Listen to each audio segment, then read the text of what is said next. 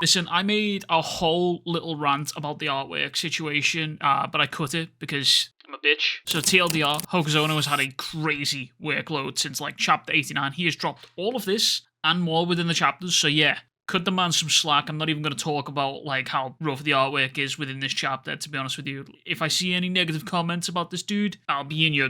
I haven't got anything for it. That's it. Yeah. Let my man take a break, Shonen, okay? Let him take a break. Like, I hate wasted potential. That shit crushes your spirit. It really does. It crushes your spirit.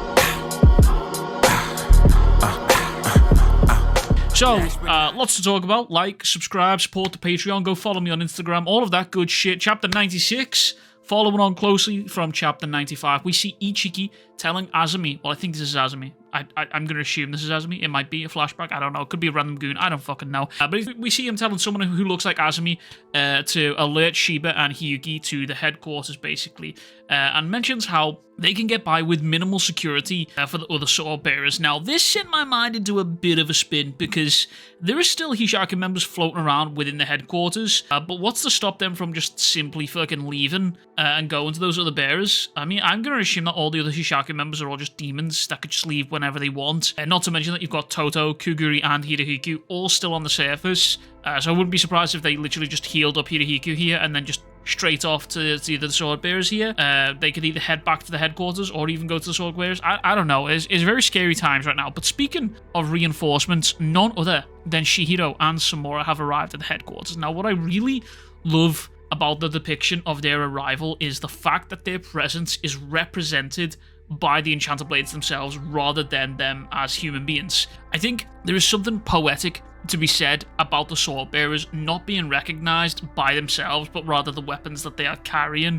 It really just sort of drives home how strong these things actually are. Anyway, Azami briefs Natsuki and Uraha on the events, and what Yora's plan is basically that he intends to kill the Swordmaster and wield the Shinoichi for himself. Now, Uraha questions why he would do this. I'm just going to chalk this up to Uraha being a lovable idiot, because he's privy to the contracts with the Enchanted Blades. It's a big discussion point between him and Samura, and he knows that if the Swordmaster falls, the remaining Swordbearers will too also fail. But he could be questioning why he would do this because he knows that Hirohiku is contracted to the Kamiyuri, maybe? So maybe he's questioning why Yora is going to potentially sacrifice his own men. I don't know. But obviously this ties into Samura's plan to obviously kill the previous Swordbearers and then revive them, thus breaking their contracts and then killing the Swordmaster and then himself, blah, blah, blah. However, Uraha also says something very interesting and kind of dumb, I think. But he says, so that was the Shinoichi's power. This is where Shihiro's centipede came from. Now, this is obviously a callback to Shihiro's fight with Kiora when he was using the Shinoichi, in which Shihiro actually managed to block a centipede blast alongside Hikiyuki here. Now, I've been of the theory for a little while now that Shihiro unknowingly absorbed that attack with Akka and then obviously reused it on the train rather than it just being like a slash and shockwave here. Now, I think that is obviously what Uraha is referencing here, because obviously that same attack was referenced in the previous chapter here. But what's more interesting to me is that Uraha almost seems shocked that Yora just unleashed Centipede just now, which makes me wonder if Centipede is different for each user, or if it's different for passive wielders of the Shinoichi compared to what the Swordmaster can do with a real centipede, I guess, similar to how Hirohiku's ability play with the Kamiyuri was different in comparison to Uraha's play. I don't know. I think it's just maybe a difference, or maybe again I should just chalk it up to Uraha being a lovable idiot, I guess. This in and of itself represents a new problem that Yora has to overcome, because not only is this dude the underdog fighting in enemy territory right now, he's wielding an unfamiliar power with a dude who is actively invading his head and talking shit. He's not talking shit, by the way. I'm just headcanoning that. I just like to think that the Swordmaster is going to actively invade whoever's wielding the Shinoichi at the time. I think he's just going to invade their head and just talk shit like it's a Call of Duty lobby. Who knows? But he now has to fight two combat veterans, one of which is someone who has already fought and won previously, and then someone who knows everything about the Shinoichi from just being at the Kaminabi and seeing the records of the fights. And then there's another dude here in the equation who is just a fucking prodigy and is just quick, sharp as attack, knowing what's going on. But it's now here that we get into the actual sorcery reveal for Azami himself. It's called Coin. Now, it is not lost on me the parallel that Yora is a gambling man who a couple of chapters ago was seen flipping a coin just like the one Azami uses for his sorcery.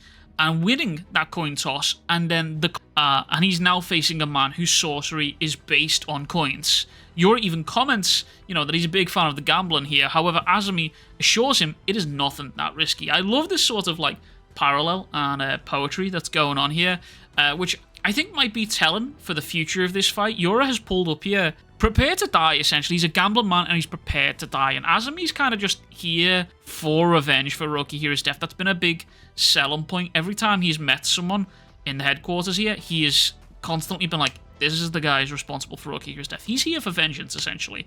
So I think the mentality difference here between these two kind of feels like the immovable object versus the unstoppable force, but I'm kind of leaning more towards the favor of Yura here. But I guess we'll see. Anyways, Azami, Natsuki, and Uraha all move in to attack Yura. And I think it's also very important to note here that Hokuto is all of a sudden disappeared. This guy is no longer in the fight. Very nervous about where he is, so we should keep him at the back of our minds, or at the forefront of our minds, I guess. But Kagurabachi right now, I think, is doing something very rare for me personally.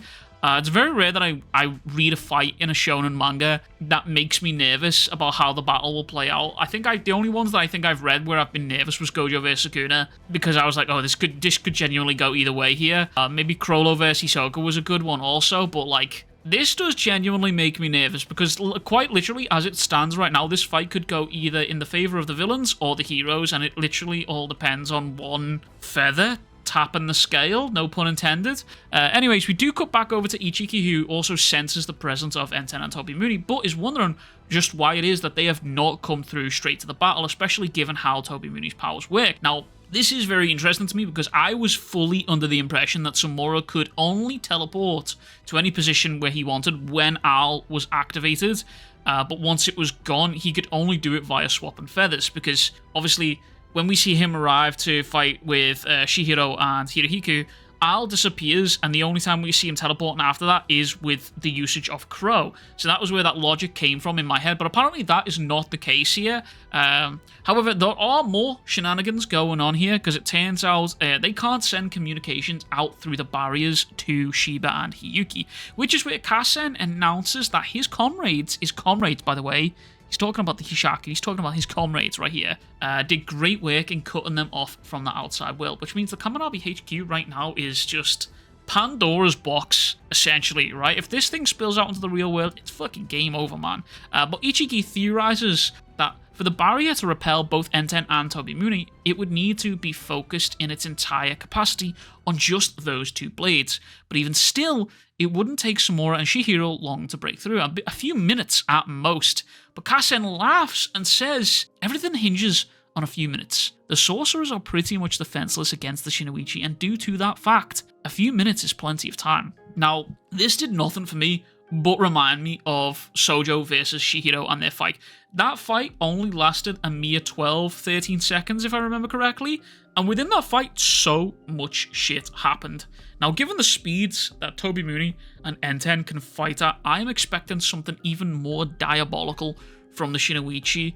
Now that it's in the hands of an actual fighter rather than Kiora. I mean, no shade to Kiora, the dude was obviously throwing hands here, but he was being boosted quite heavily by the Shinoichi, whereas, as we've seen, Yura was getting active. He was swapping hands with swordsmen like it was no sweat off his nose here. Now, that being said, we do cut back over to Natsuki and Uraha, who have been cut down by Yura's centipede attack. However, this was actually all an intentional plot and play by Azami, because with this smallest of exchanges, they spoke a sentence without even speaking it. It was a plan that would allow Azami to close the distance and enter Yura's weak spot, because apparently Centipede has a weak spot, and it's that it is directly behind the user, which low-key is kind of reminded me of Neji from Naruto, who's, the Byakugan has that one little tiny cone of vision right on his back where he can't see, and that's what, one of the guys was trying to attack there. I can't remember, because I'm just an old man.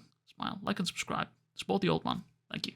But I do gotta say, this panel of Yura and Azami squaring off here, even when Hokuzono was pressed for time, he still manages to pop off some fucking crazy panels. I legit don't know how this fucking dude does it. This dude's grinding. Genuinely. Actual grinder. Anyways, Azami and Yura start getting busy here, with Azami attempted to stay on the inside of the weak spot for Yura here, trying to avoid Centipede. However, Yura uses Dragonfly, and this panel is so fucking cool, because Hokuzono drew this with a sort of inverted type, sort of negative style. It's so fucking cool, I can't lie. It's so good, man.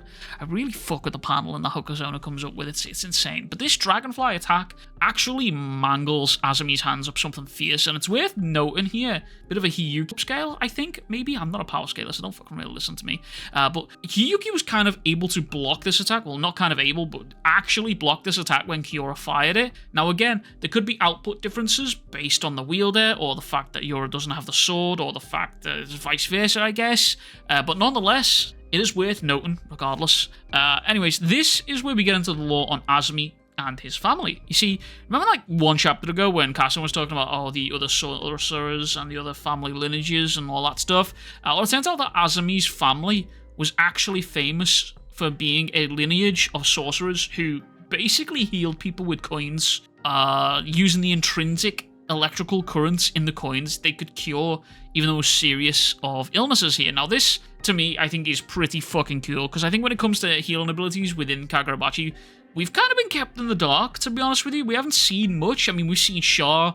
We learned about the kind of Kyoanagi clan at the beginning of the series, and then we've obviously seen here he getting his arm stitched back on. But outside of this, medical sorcery is sort of few and far between. We saw that like one little piece with Hakari getting healed there briefly, but we don't even have a proper confirmation of how Shihiro got his arm back after the fight with Sojo here. But now we've got Azami, whose sorcery is meant for healing, but instead he's turned it into a weapon which basically got him kicked out of the family here, which does kind of sound harsh.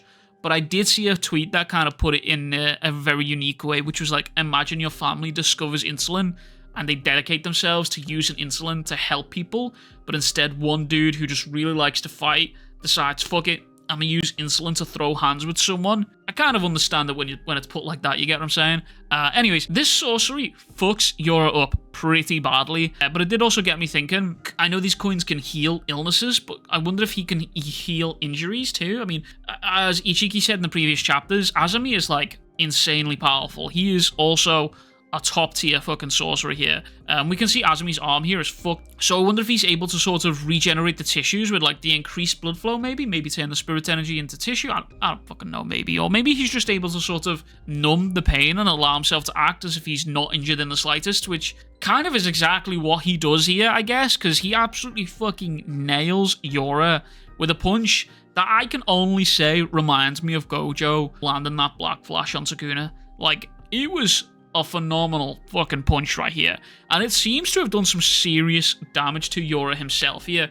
But it is worth noting that this final panel shows Yura being surrounded by Centipede once again, which means that charge up time is back. Yura's ready to fire the thing off, and Azami is stood directly in front of him this time. Could you imagine if like the next chapter drops and we get a flashback to Azami and he's in an airport, and like the ending of the chapter is just Azami's legs stood there? Could you fucking imagine? That would be fucking nuts. But yeah, this is this fight is genuinely making me nervous, because it is, as Kassen says, anyone without an enchanted blade is not gonna take a fight against the Shinuchi and come out on top. I mean, despite how bad Yura looks right now, he's still got two abilities left to use, which is the spider ability, and then this passive ability that just spreads out and makes anyone who comes into contact with it. He could use that also. I don't know if that's just a thing that can only come from the blade, or if he could now probably disperse it from his hands. I don't fucking know. But I'm not going to say that Azami is going to die, because that's pretty fucking rough. I don't think he will die, but I, for 1 second, don't believe he's escaping this fight completely unscathed. There's just no shot he gets out of here healthy, to be honest with you. We still have Hokuto lurking around somewhere, along with multiple members of the Hishaku also lurking within the HQ. They could all run to this area to back Yura up to complete the goal here. So, very, very nerve-wracking time. But anyways, that is everything from me. If you've not already, please be sure to like and subscribe. And also, go follow me on Instagram. I'm super active down there nowadays. I'm posting artwork and the colorings from the manga panels that I've been reading. Also, consider supporting the Patreon. It's $5 a month, and it really does help me out. And as always, I'll catch you guys all in the next one. Much fucking love. Big fucking kisses. Peace.